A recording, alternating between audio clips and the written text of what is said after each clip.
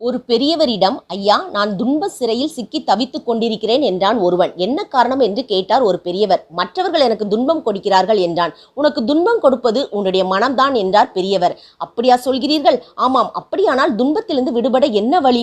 மனதை புரிந்து கொள், அது போதும். எப்படி புரிந்து கொள்வது என்றான் அவன். இந்த கதையை கேள் என்றவர் சொல்ல ஆரம்பித்தார். ஆசையாக ஒரு பூனையை வளர்த்தார் ஒருவர். அந்த பூனை ஒரு நாள் எலியை பிடித்து கவ்விக்கொண்டு வந்தது.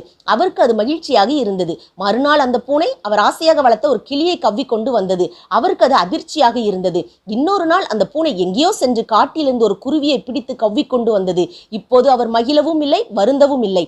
எதையாவது பிடிப்பது பூனையின் சுபாவம் என்பதை புரிந்து கொள்ள அவருக்கு கொஞ்ச காலம் ஆயிற்று. தனக்கு பிடிக்காத எலியை பிடிக்கிற போது இன்பம், தனக்கு பிடித்தமான கிளியை பிடிக்கிற போது துன்பம், தனக்கு சம்பந்தமே இல்லாத குருவியை பிடிக்கிற போது இன்பமும் இல்லை, துன்பமும் இல்லை என்றவர் கதையை முடித்தார். இவன் சிந்திக்க தொடங்கினான். துன்ப சிறையின் கதவுகள் திறக்கப்படுகிற ஓசை அவன் செவிகளில் விழுந்தது. மனதை புரிந்து கொள்கிறவர்களே மகிழ்ச்சியாக வாழ்கிறார்கள். தேங்க்யூ.